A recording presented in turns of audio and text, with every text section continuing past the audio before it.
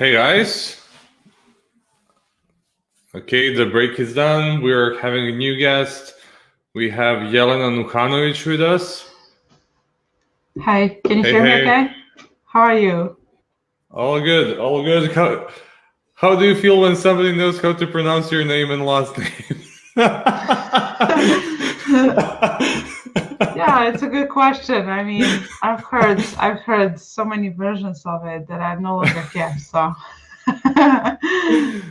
so Yeah, I know. quite fun. I haven't stopped like telling people my last name. It's like too difficult and just like I can only imagine. Augustus can. Augustus is the only guy that, like, in the Amazon space that is not like from our part of like Europe that knows how to pronounce it, and that's so Yeah. funny. So how are you? Good, good. I was just watching the previous stream we had with George and another guest, and yeah, he had a lot of interesting points that I totally agree with. I'm looking forward to joining DSP myself very soon, but they have somehow made it so difficult that I don't know if it's worth it. I hope so. It definitely is. It definitely is. Like, I'm pretty sure that you're going to like solve the paperwork pretty soon. I know that it is huge pain in like the back. Yeah, well, we are in the midst of Prime Day as well. Just going over some of the first results, they're pretty random, depending on how much inventory, who had how much inventory. That's the kind of like where we're at right now. Whoever had a lot of good inventory and support for FBM as well, they did pretty well in sales. And the ones that didn't do so well in terms of securing their inventory for Q4, we are taking this very manual approach, just keeping them afloat and preserving their ranks, basically. And it's a lot of hard work, but also stress for us. I don't know what's your experience from yesterday and this morning. Well, it's just like casual checking, like how the money is burning without seeing any sales. It's like Yeah. just like terrific. Like I had Sean Smith Oh. yesterday talking about that thing, and Mhm. like I told him, like, first time when I started working on Amazon PPC, and like you and me know each other for a long time now, like way longer than Yeah. I think anybody else in the Amazon PPC world. And like for those that you don't know, Jelena is the owner of Amazonia PPC marketing agency, and she is such an awesome PPC expert, and she's in PPC field for ages. Like, you're young, like you're like 19, but you have like 20 years of experience, something like that. Yeah. Yeah. I'm young as well. That's the catch as well. Yeah. So what he said, like, it made a lot of sense. He said, Mhm. like, nothing like significantly wrong is going to happen during Prime Day if you did everything correctly and if you did everything by the book, and like if you had a lot of sales, or like you know the traction of your product and everything, like you can just expect that it's going to go up, but it's not going to be like devastating, like the worst thing that ever happened to you. Like Mhm. I didn't even know that some sellers had like really bad Prime Day. Like nobody ever said like my Prime Day was like such a crap. Like I never want to have Prime Day in my life anymore. Like for most of them, it's just like selling a lot of units and just being able to like keep the margins and a good position. Like that's the thing. By the way, Mhm. did you have a situation with like getting out of stock with some of the clients?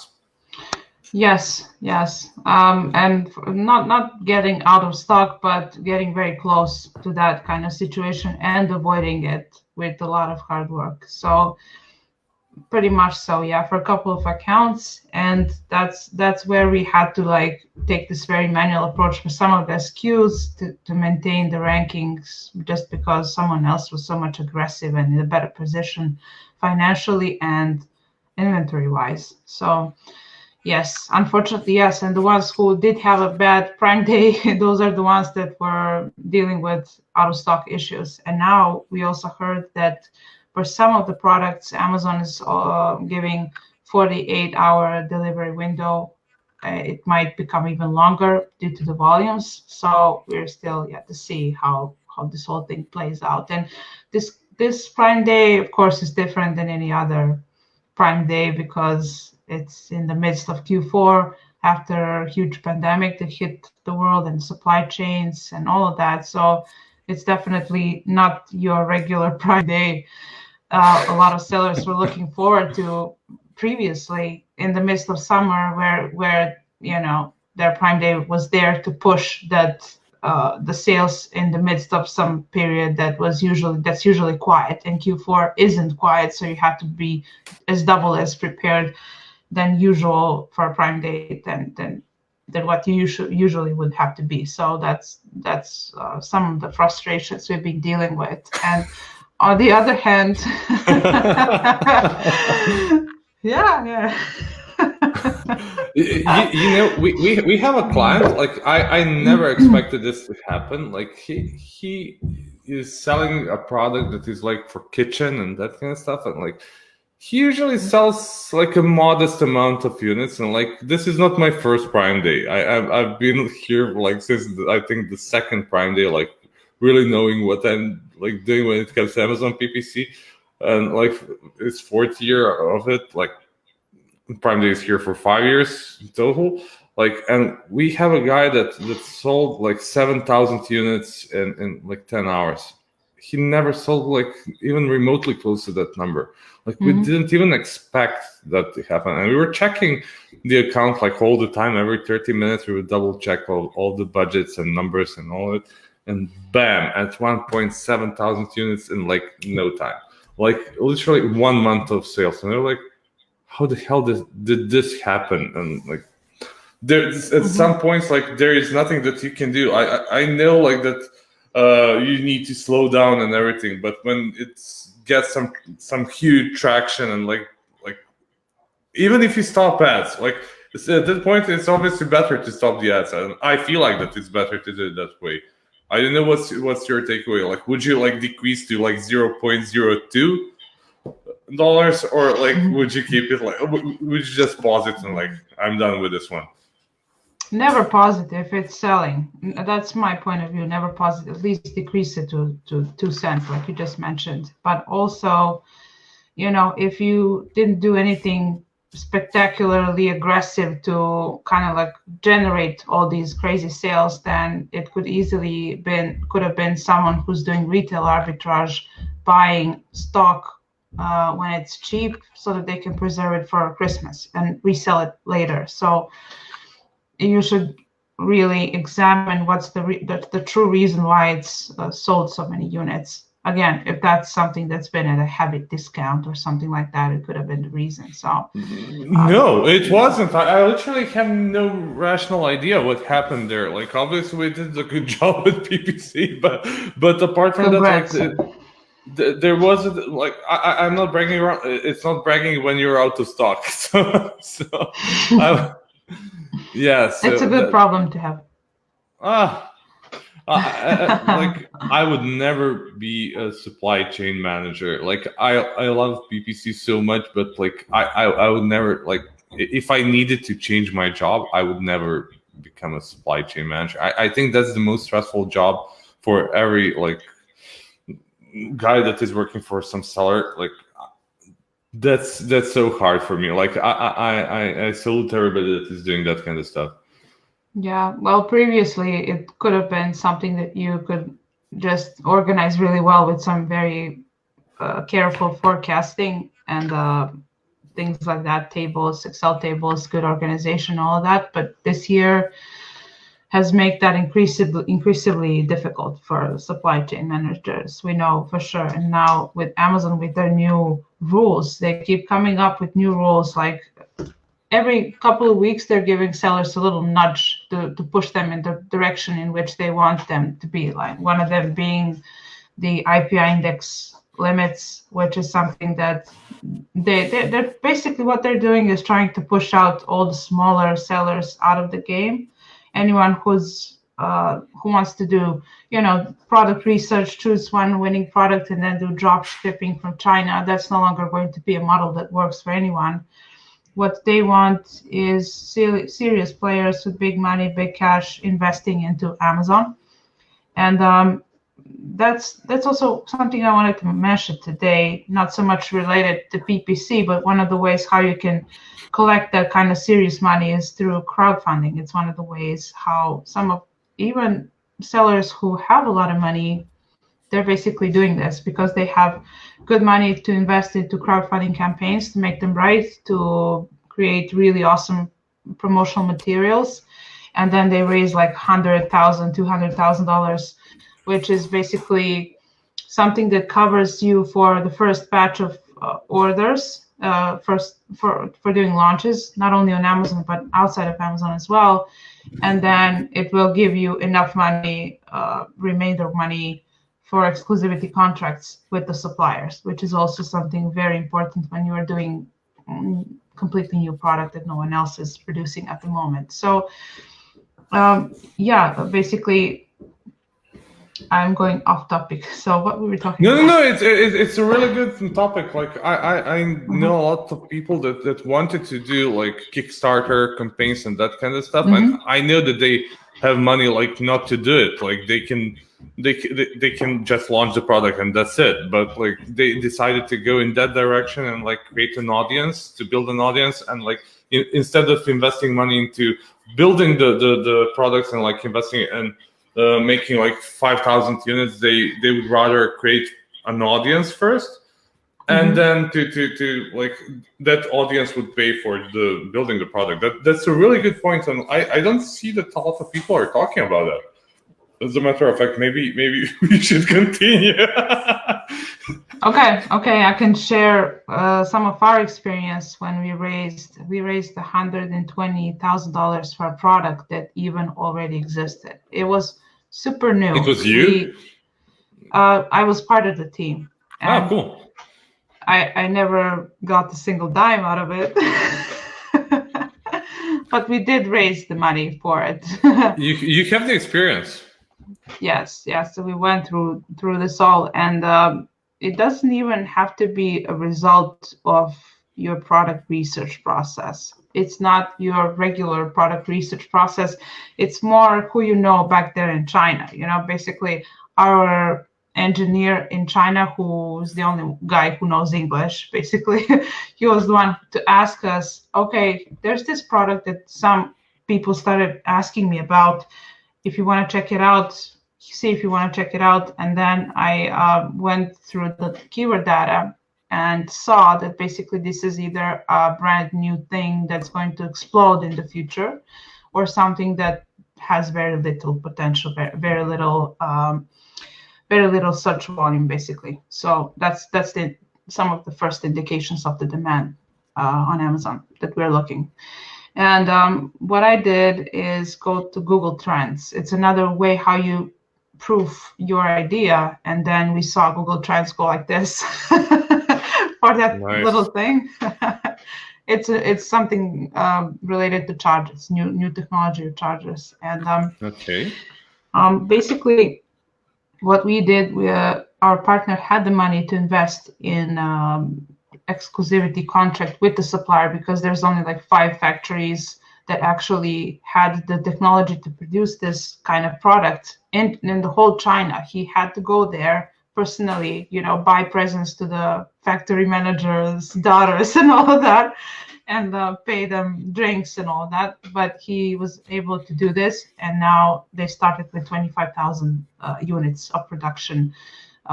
And now they're doing product launch through Amazon. And one of the ways how we were able to secure that contract with the supplier is through crowdfunding, because one big part of that $120,000 cash was raised through crowdfunding, and a lot of buyers bought this product. They loved it, and it's solving them a lot of problems, basically. So when it comes to crowdfunding, one part of our experience that I could share is that you need to become a lot stronger in this product development phase. It's something that, there's a really good book written by Steven Selikoff, the complete book of, I wrote it down, complete book of product design and development. And he brings this topic a little bit closer, but basically it's more simpler. It's just basically simple as trying to think of ways how you can improve existing things. Like, try to train your brain.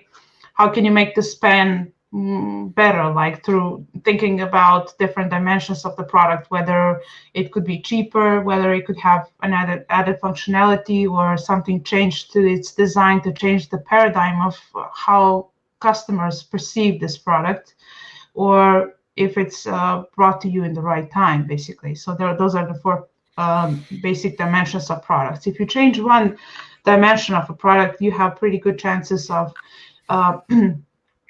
creating a successful crowdfunding campaign. Ideally, it would be something that's in the tech era, wearable tech, or something that solves some actual problem right now. Like, I have some examples. I don't know if I can share my screen through this. Yeah, there's a button. Yeah, I can see it. Thanks. Let me just show you. Okay, can you see this? Yeah, let me share with everybody else. I am showing you the Kickstarter Do you want campaign. to make it like full screen like this? Okay. Sure. Thanks. Whoa. Yeah. Sorry. Can you see this? Yep. It's called the Thermobot. Basically, it's something that has raised $300,000. It's a thermometer.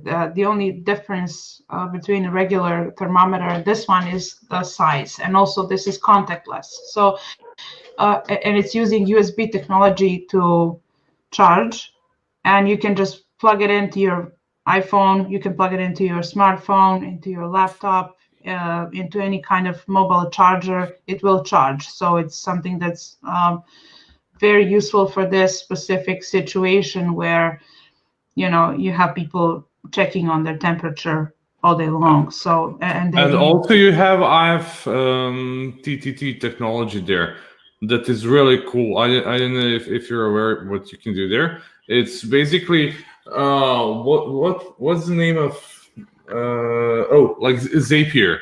Like you know that one, like you do something in Google Sheets or somewhere like that, and like you use that tool to link stuff and like play stuff in Klaviyo or I don't know, somewhere like that. So basically this helps, like, for example, if you're using Spotify, let's say, and you use YouTube, and like when you're on YouTube and when you like a video there, if there is a song like that, it adds it to your Spotify list, for example. Like, it's integration tool, like software that helps integrate different stuff together. Like you can get a notification on your phone about like what's the weather in like 9 a.m. every morning and that kind of stuff.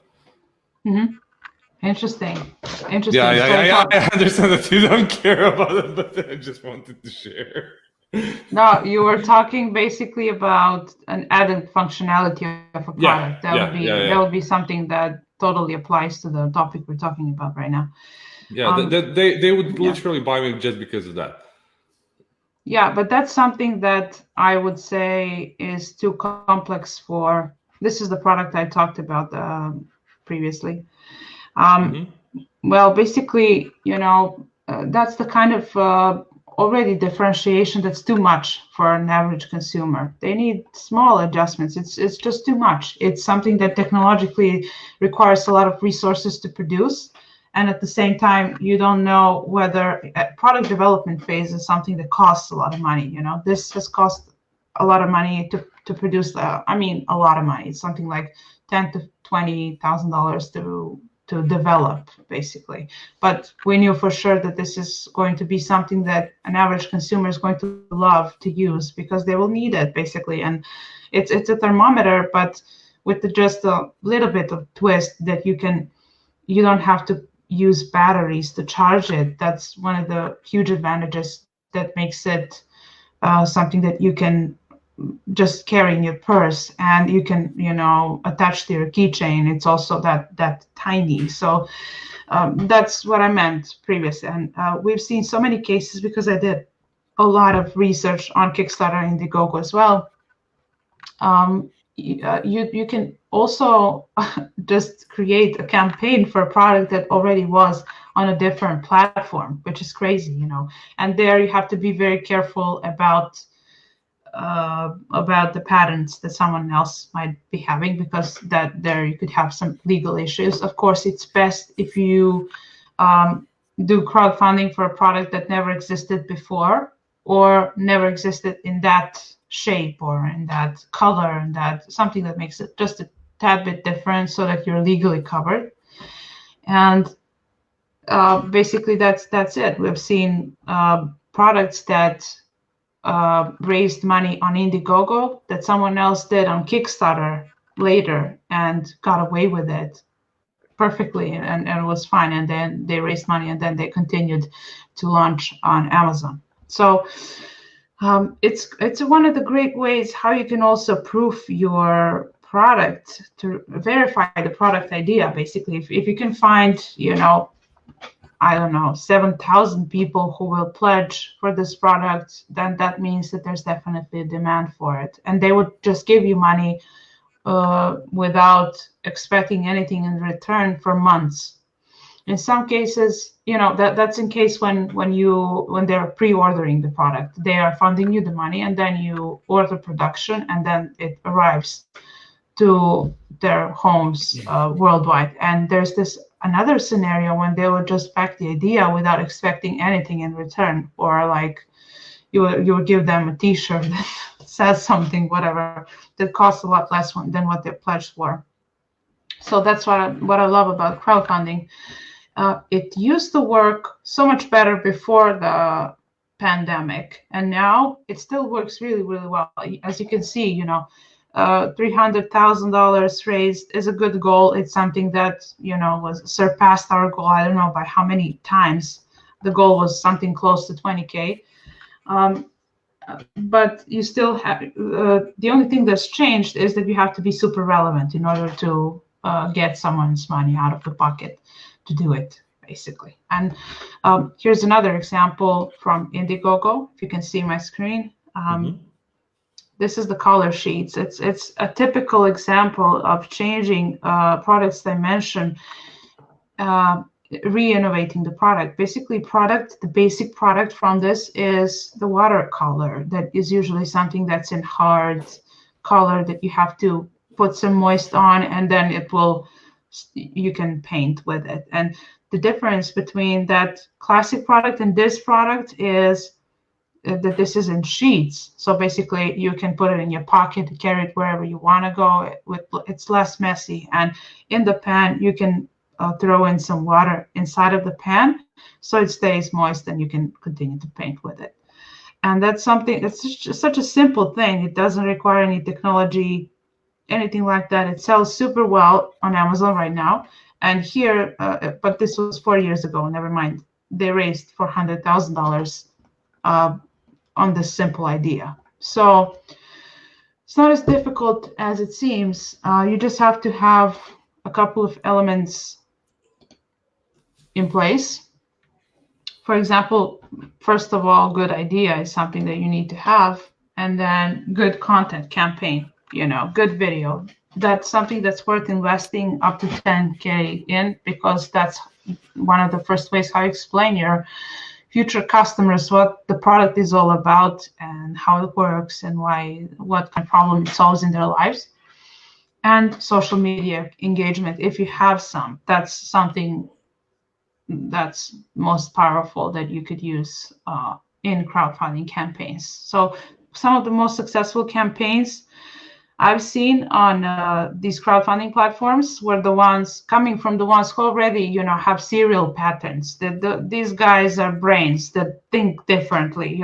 If you show them a product, they will already start thinking, okay, what if I add this to that and then it does this other thing, and then they start digging through patterns. So it's not just made for everyone, but some of the most successful ones that we've seen are just serial crowdfunding projects where they applied the lessons learned from previous time to this next time, and definitely worth trying, even if you are aiming for some smaller amounts to raise money to launch a product, whether that is through crowdfunding or Amazon. But my point is that Amazon's landscape has changed in terms of product launches. I just previously heard George Maresta speak about budgets you need in order to do a successful launch on Amazon. He's totally right.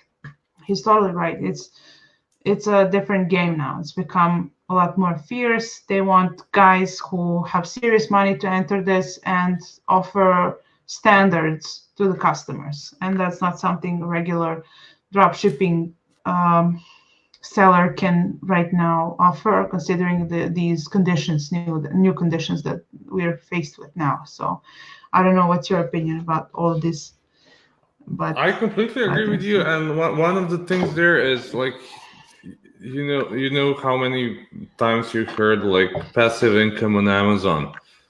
I'm so glad that's not the case anymore, and No. like that it's not possible to do anything like remotely close to that, because this is a job, and this is like a serious job. Like you need to be fully dedicated to be a seller, and like it's getting so difficult on so many levels that you need to work really hard in the beginning, so you can do it on your own at some point. But as soon as you reach this certain level, you need to hire somebody, either external agency or somebody in-house that is better than you in that. Because like if you like, it's just like in the agency world. Like I prefer to have smarter people than I am in the agency, because like it's bad for the agency if I'm the smartest one.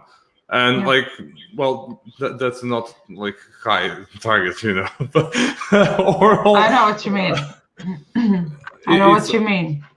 It's really important to have smart people around you, and definitely just because it's more challenging to do all of this stuff, like when like crowdfunding or like PPC or in overall selling on Amazon and online, that's it's leaving a more space for those guys that know what they're doing. Like I understand the point where you need a lot of money to invest, but on the other hand, I'm pretty sure that you can always like cover one part of that amount by being like super good at something. So like you can exchange the money with knowledge or time or stuff like that. Like you need to invest time. Like like when everybody like that's a pretty common thing in Serbia. Like I'm not going to do it because it takes a lot of time. And like, do you have job? No. Like, so your time is worthless basically. Like if you have a job and like you have like hourly wage, like then your time makes sense to like be considered that it's worth something. At least that's my perspective. And like you need to invest something, either money or the time. And like at this point, it needs more of both. Yes, I agree 100%, except that time and money should be complemented with work. Those are the three values that you compensate. So you can work out with two, but if you have only one, then it's not going to work. If you have time and work, money will come. If you have money, then you can save some work or time. If you have money and time, you can save a lot of work, and that's basically how it works. What I meant by initial investment on Amazon is basically in some cases you just could do so much better if you had the leverage of money to negotiate something better.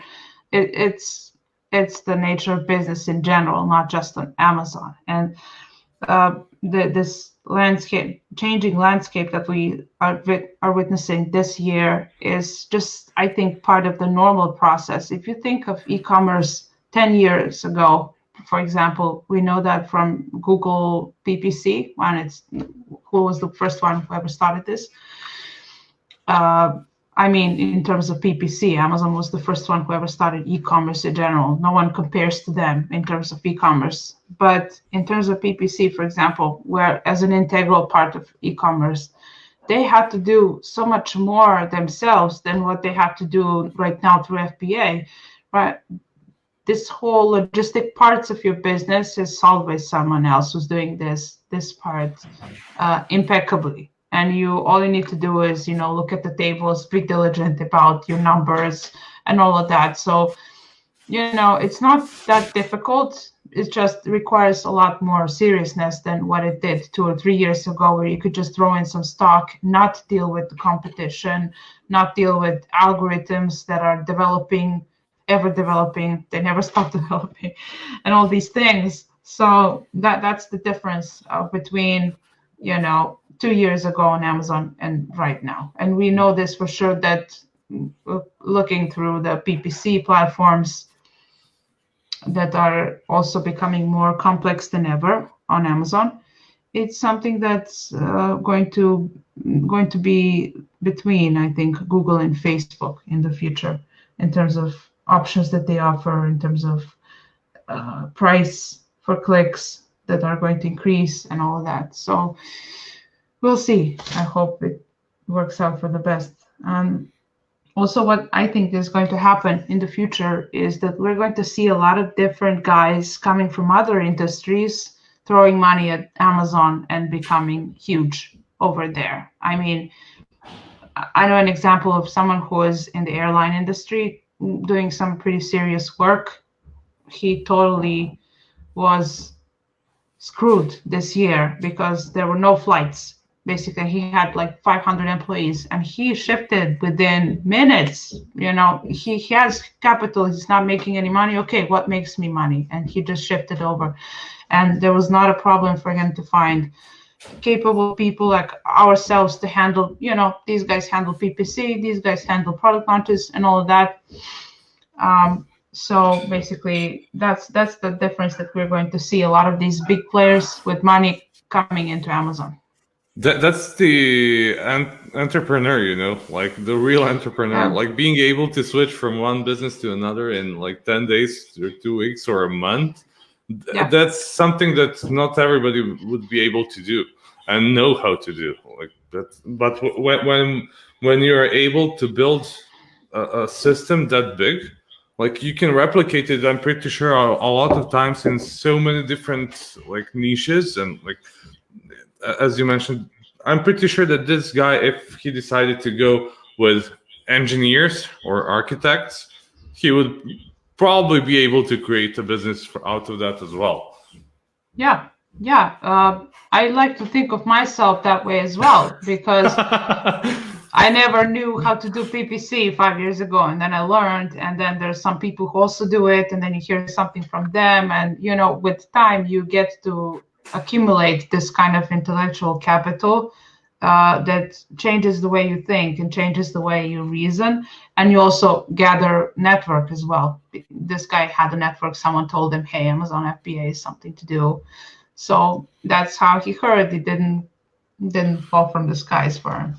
Yeah, one of the things that I heard recently is like one super successful guy. He also owns some planes. And we were sitting, and he told me, like, for the first million, you need to work really, really hard. And like for the first 10 millions, like you need to work really, really hard.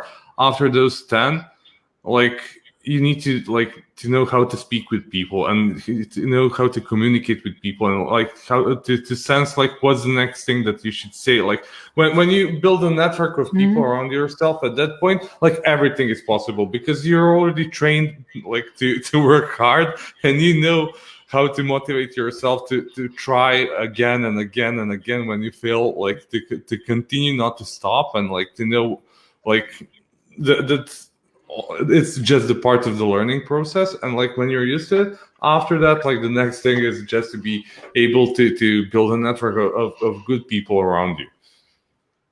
Mm-hmm.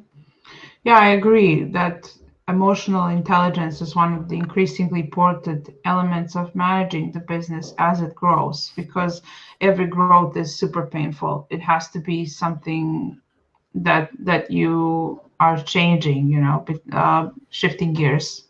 By that I mean, for example, if you want to gain better structure for your company where you have strictly defined positions for each person within the company, each person loses importance and they feel that. So you have the danger of losing your best people as you grow because they all feel underappreciated, something like that. It's I don't know how do you deal with 40 people.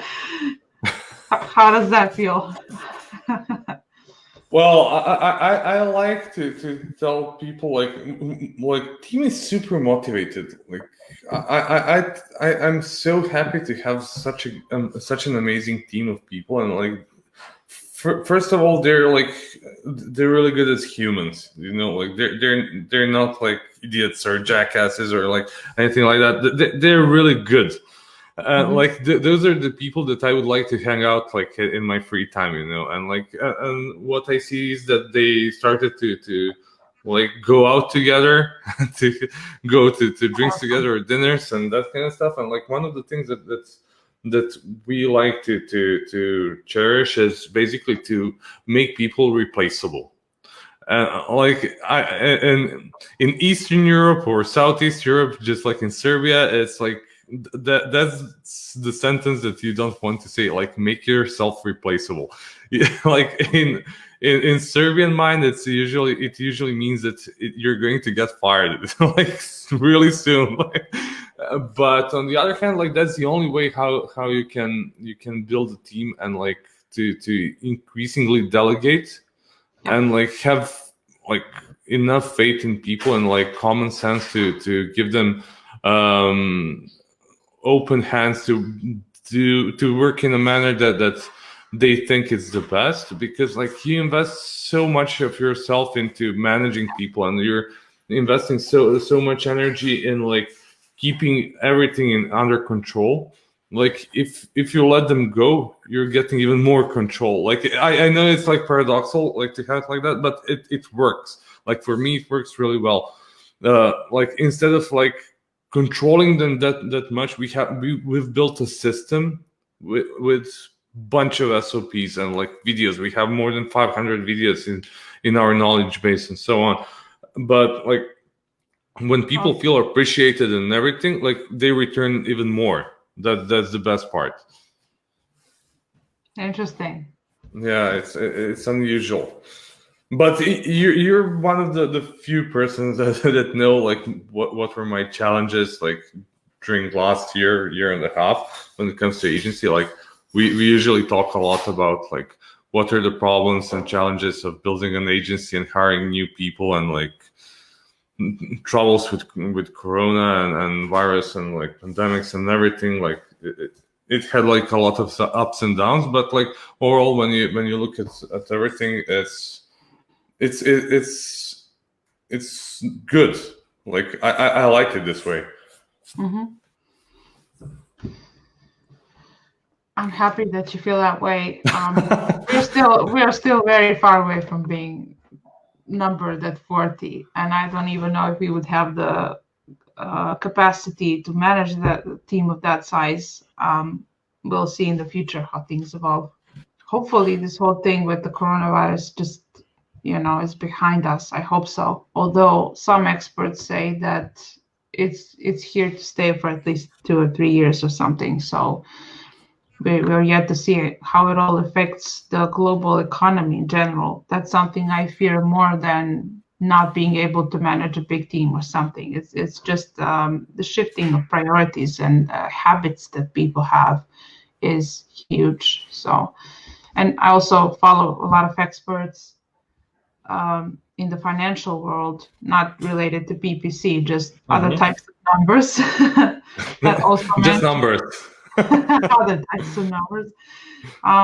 They are pretty serious about investing in gold, silver, and Bitcoin, which is something that's something you only do when you're escaping into a safe currency. They're escaping into safety. A lot of them buying gold mines, silver mines. That's pretty serious. So let's hope. When you have money to buy a gold mine, I'm pretty sure you're doing just fine at that point. Yeah. Well, yeah. They're not nervous about it. They're just making moves that make sense. Simple as that. When you're at that level, so. Yeah, it's diversifying all the time. That's the whole point. Yes. Oh, by the way, like I know that you guys are doing a lot of Google ads and other stuff apart from Amazon PPC. Like, do Amazon sellers like know how to swim in those waters like that are not Amazon? Like, what's your experience with that? Do Amazon sellers know how to swim in other investment waters? If that's what you mean? Not so much. They're super busy with what they're doing and it's consuming them. So, you enter this whole game with the dream of leaving 9 to 5 and you replace it with 24/7. That's how it works for a very long time. Yeah, that's the funny part. That's the funny part. Like, most of the time you have a cause and the idea of like leaving like 8-hour job just to work at least 12 hours a day, even more days a week. So, yeah, but it doesn't feel like work. Yeah, that's the best part. Like that's like when it comes to the agency work and everything, like most of the time I don't feel like that I'm working on them. Me neither. When it comes to PPC, I know that both of us like really enjoy doing PPC, and like you did just because like it feels good to do it. Yes, I like the part with numbers and all of that, but when it comes to creatives and thinking outside of the box and preparing videos and that, I don't really enjoy that part that much. But no. I'm not going in that direction. Everything's subjective. Like business owners that are selling products, those are their kids. Like they love their products. They would never abandon them. Like small to mid-sized sellers will never abandon their products, and like when you create some video for them, they're like, no, this is not good. I want something else, and like it's a never-ending like story. And we had Anthony Confrancesco yesterday talking about A/B testing, and like I would always do A/B tests if I was like a seller, just because I want to compare like what's the reality there. Yes, but it's so hard. It's so hard. I've had the opportunity to participate in a product development for a product that had very strong, how do you say it in English? Aesthetical component to it, meaning how it looks would really define how many sales you get. Basically, the design of it was super important, and we ran the split test using Pick a Few, if that's the company where Anthony works, I think. And the results were super surprising, and I was so disappointed that my version sucked. Basically based on what the audience was telling us, but. The problem with these split tests right now, especially with Pick Few, I don't know if they have improved in the meantime, but they don't have audience segmentation. If anyone is able to create a split test tool where someone can choose between version A and version B, that's Facebook, because they're the only ones that have this level of segmentation of audience that granular that you can use to generate relevant results. In our case, our audience were Trump voters, and basically there was no way for me. there was no way for me to diversify that, basically to recognize who these guys were. And in the commentary, people would say, I don't like Trump in general, so I don't like neither of them. So that's the challenge. Let's not go into politics in that part, but yeah. Yeah, well, it was supposed to be a great product, but nothing happens. And that's the thing with emotional attachment. I was super emotionally attached, even though I consider myself to be a professional. So yeah, that's a huge challenge for everybody that is a business owner. I'm absolutely 100% sure. Like, I absolutely love my agency, and I completely understand other people that are having other problems. Like when they like selling products or like abandoning products because they're not good enough. Like it's challenging to do it. yeah, it's about the business, not about the product in the end. It's about the product only in the beginning. You'll never forget your first love, and your first winning product. So, but then again, in the future, when you start developing the business, then it's all about testing, and seeing, and then you have more bandwidth, financial bandwidth to do so. And that's basically how it develops.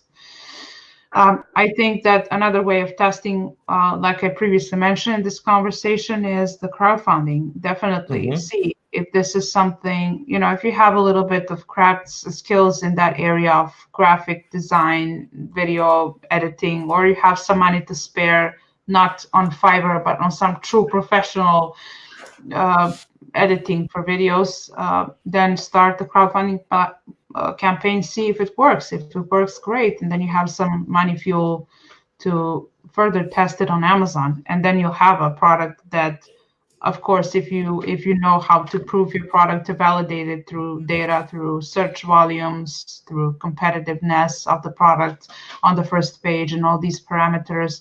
If you are looking at the competitive sales, and then you'll know what kind of sales per month you should be able to expect and what kind of volume.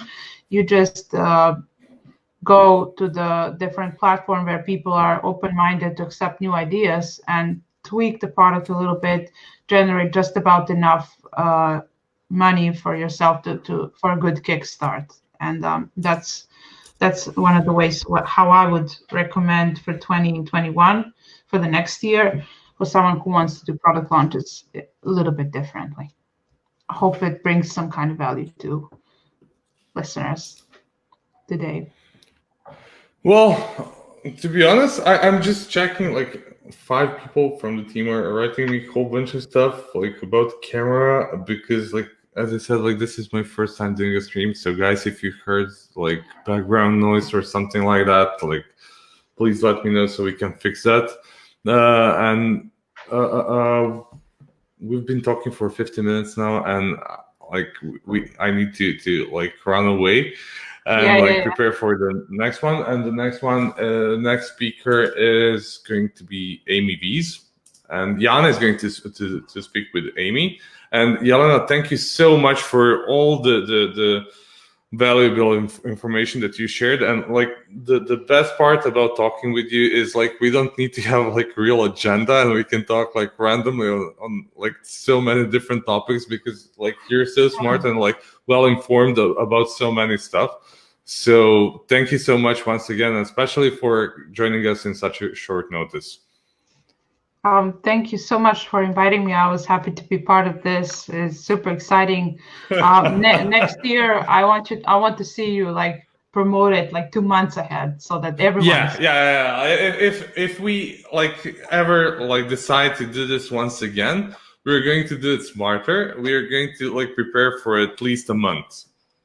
But it was a great idea. I loved it. And when I heard it, I was just like, yes, I want to be part of that. So happy to be. Thank you for inviting me. Thank you so much. Okay, so happy Prime Day and have a good one. Okay, bye-bye. Bye.